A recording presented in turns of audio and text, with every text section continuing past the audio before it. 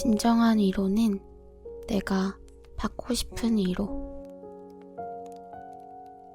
살면서 위로가 필요한 순간은 시도 때도 없이 찾아온다.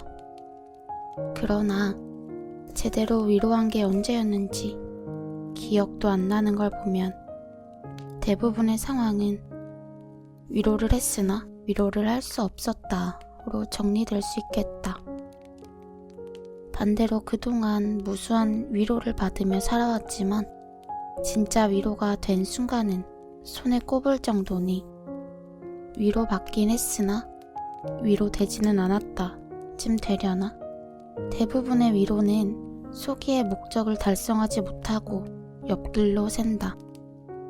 애써 다독이다가 어느새 잘난 척을 하거나 참고 듣다 못해 결국 꾸지람을 하고 역으로 신세한탄을 할 때도 있다.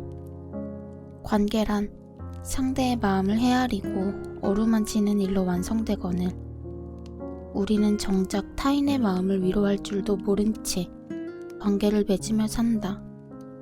직업 특성상 평소 다양한 사람들을 많이 만나게 된다. 그 중에는 생전 처음 본 나에게 절친한 사람에게도 하기 힘든 말을 꺼내놓는 사람도 있다. 제가 왜 이런 말을 하고 있는지 모르겠어요. 로 마무리되는 내밀한 사연을 들을 때마다 이걸 어쩌나 싶어서 별다른 말을 하지 못한다. 지혜 같은 게 있을 리 없어서 좋은 말을 할 줄도 모르고 상대의 상황에 충분히 공감하고 이해하기에는 정보도 부족하다. 그래서 그저 이 말만 한다. 아이고, 힘드셨겠어요. 그런데 특이한 것은 이런 영양가 없는 말에 상대는 위로받는다는 거다. 내가 좋은 이야기를 못해줬다고 자괴하면 할수록 상대방은 그걸로 충분하다며 고개를 끄덕이니 나란 사람은 말을 안 할수록 도움이 되는 존재란 얘길까? 하지만 입장을 바꿔 생각해보면 나 역시 마음이 어려워지는 순간에 맞이한 위로 중 가장 기억에 남았던 말들은 다 그리 대단한 말이 아니었다. 나는 힘들다고 말할 때 힘내 라고 말하는 사람이 싫다. 상황이 답답해서 어쩔 줄 모를 때 다 괜찮아질 거야 라고 말하는 사람이 생각 없어 보인다.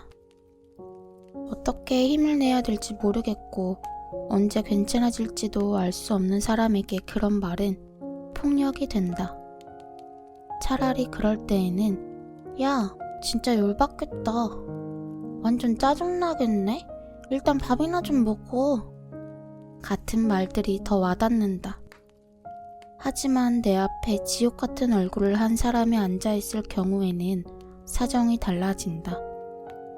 인생이라는 세찬 바다에서 허우적대는 사람에게 멋진 말을 해줌으로써 그 삶이 드라마틱하게 나아지기를 바란다.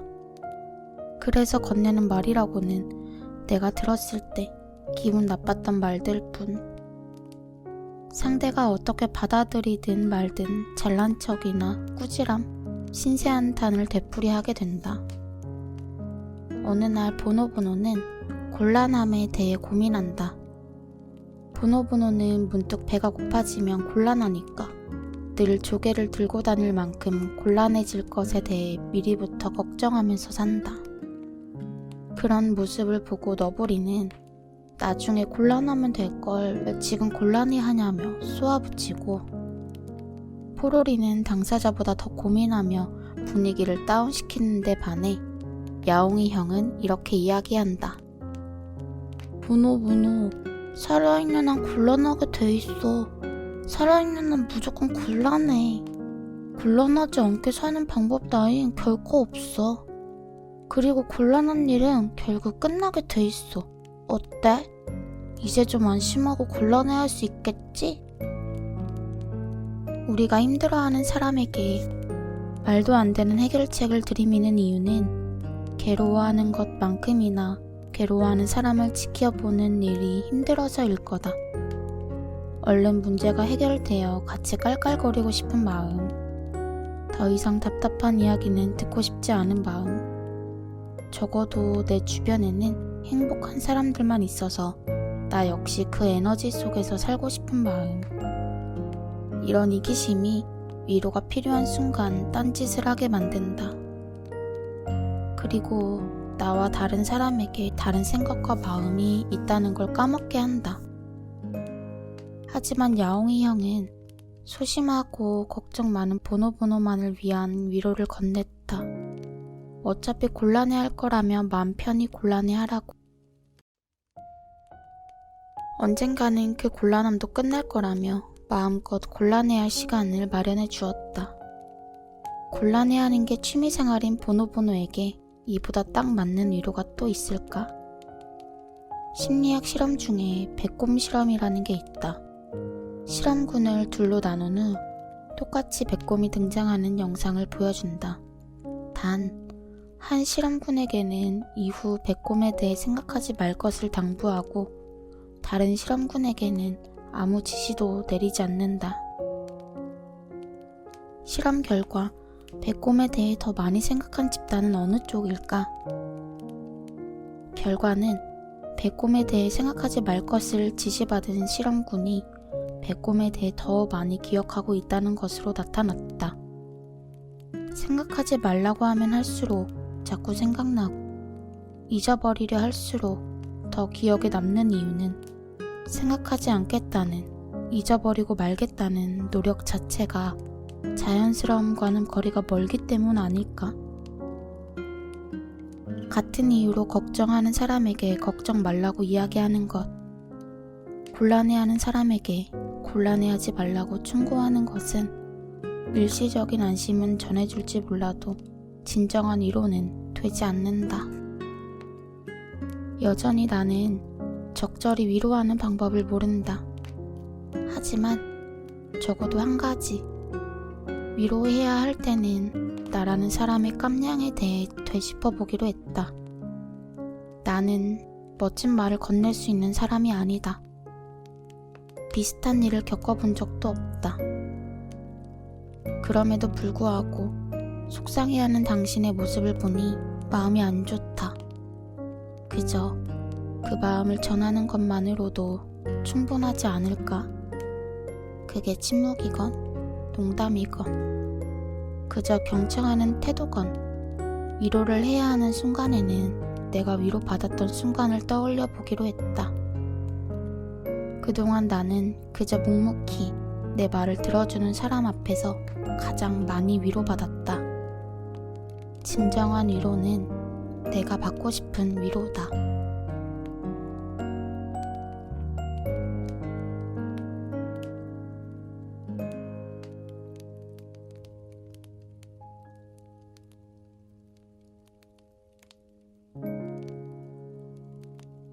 친구가 되는 방법.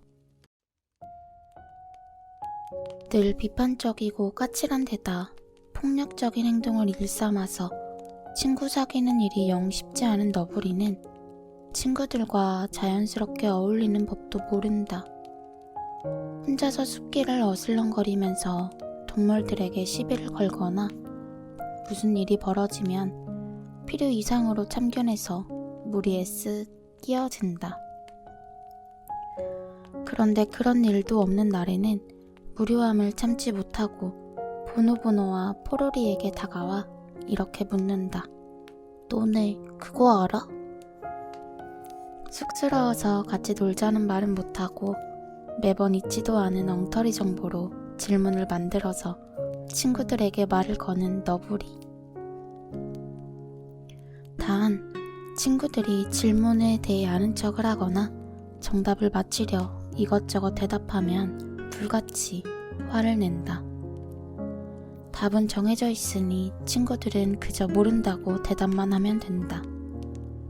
다행히 보노보노와 포로리는 이런 너보리를 잘 알고 있어서 늘 원하는 대답을 해주기 때문에 너보리는 괴팍한 성격에도 불구하고 외롭지 않은 하루를 보낼 수 있다. 만약 내 옆에 너보리 같은 인간이 있다면 나는 결코 고분고분하게 모른다고 대답하지 않을 것 같다. 오히려 흥분하고 신경질 내는 모습을 보고 싶어서 끝까지 답을 맞히려 애쓸 것 같다. 유치하고 심술궂은 걸로는 너부리를 이길 자신이 있다고나 할까? 그러면서도 드는 생각은 그래도 너부리는 친구들과 어울리는 자기만의 방식은 갖고 있구나. 나보다 낫구나. 예전에 함께 일하는 윗사람 때문에 골머리를 썩인 적이 있다. 무슨 일을 해도 칭찬하는 법이 없고 심지어 인사도 잘 안 받아주고 사소한 대화도 다른 사람들하고만 하려는 게 나를 영 불편하게 여기는 눈치였다. 그에게 인정받거나 친해질 필요까지는 없더라도 작은 회의실에서 함께 일하는 사이라 마음이 편치 않았다. 대놓고 괴롭히거나 불만을 드러내는 게 아니어서 더 난감했다. 이럴 땐 어떻게 해야 할지 고민하던 내게 친언니가 그랬다. 가끔 그 사람한테 먹을 걸 줘봐. 초코바나 캔커피같이 작은 거. 사람들은 먹을 걸 주면 좋아해. 그 말을 듣고 뭐 이런 유치한 조언이 다 있나 싶었다. 다 큰 어른한테 먹을 걸 갖다 주라니. 초코바나 캔커피 따위로 사람 마음이 흔들리겠냐? 하지만 시간이 지날수록 점점 더 마음을 열지 않는 사람 대하기에 지쳐 한번 실행해봤다. 그랬더니 그분은 내가 건넨 초코바에 피식 웃더니 이렇게 말했다. 나 단 거 좋아하는 거 어떻게 알고. 그 뒤로는 인사를 받아주고 내 농담에 어색하게나마 웃어주고 때로는 먼저 말을 걸기 시작하는 게 아닌가? 그 사건 이후로 어른이 되면 사람과 친해지는 자기만의 비법 한두 개는 갖고 있어야겠다고 생각했다. 친언니의 간식 기법처럼 언제든 가뿐하게 활용할 수 있는 방법이 있다면 유용하겠지. 가끔은 사회생활이나 인간관계 때문에 고민하는 사람에게 슬쩍 알려줄 수도 있을 것이다. 사람 사귀는데 기술이 어디 있겠냐고 해도 분명 있는 것 같다.